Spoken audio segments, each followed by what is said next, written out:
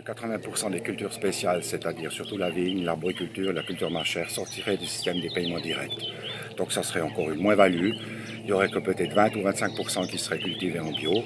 Et même les bio auraient des problèmes ex initiative. Donc alors elle est irrecevable et complètement irrationnelle.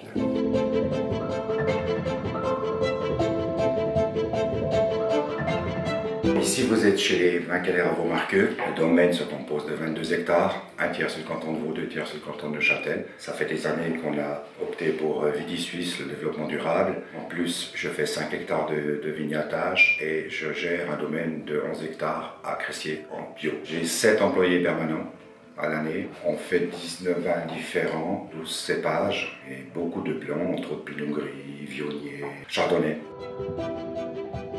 C'est une nouvelle machine qu'on vient de l'acquérir. C'est une machine qui fauche et qui fauche aussi entre les rangs. Partout où on peut passer ces machines, se passer d'herbicides entre autres de glyphosate. S'il ne faut pas se le cacher, on passera ces machines.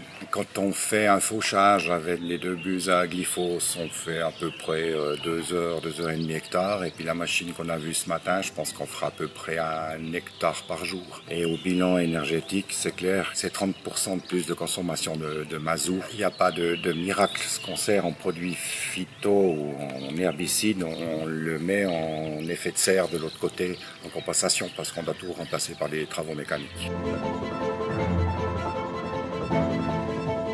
J'ai une grosse partie de mes vignes qui est en éco-réseau déjà pour commencer et puis on fait des fauches alternées. Dans cette vigne que vous avez ici, l'abbaye a plus de 1000 ans et je crois que ça fait 1000 ans qu'on a de la vigne et la vigne fonctionne toujours très bien. Vous avez toujours de la biodiversité, il y a de l'herbe. D'ailleurs c'est avec cette parcelle-là que j'ai gagné la dernière Gerle d'or à la dernière fête des vendanges.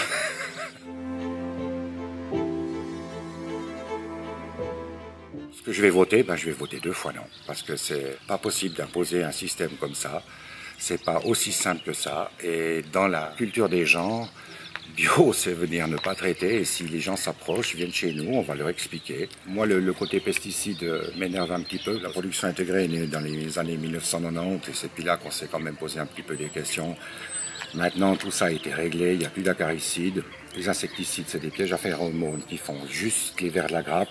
Donc moi, je parlerai plus de pesticides, je parlerai de fongicides. Puis je donnerai aussi quand même certains exemples, c'est le nombre de passages de traitement. Nous, en production intégrée, on est entre 7 et 8. En production bio, on est à 14, 16. Et en production d'émetteurs, ils sont à 16, voire 18 traitements, voire 22 s'ils font les valérianes. Ce qui m'embête un tout petit peu, c'est que dans ces 2 initiatives, on a l'impression qu'on n'a jamais rien fait, qu'on a toujours été des pollueurs, et c'est pas le cas.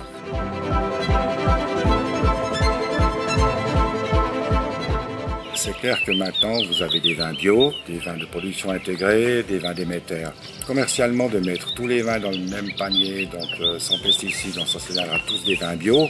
Positionnement du marché qui sera difficile, les prix vont s'effondrer et il faut quand même compter qu'il faut 30% de plus de surface agricole ou viticole pour compenser une production intégrée. Donc, il ne faut pas oublier avec le nombre de personnes qu'on a sur la planète.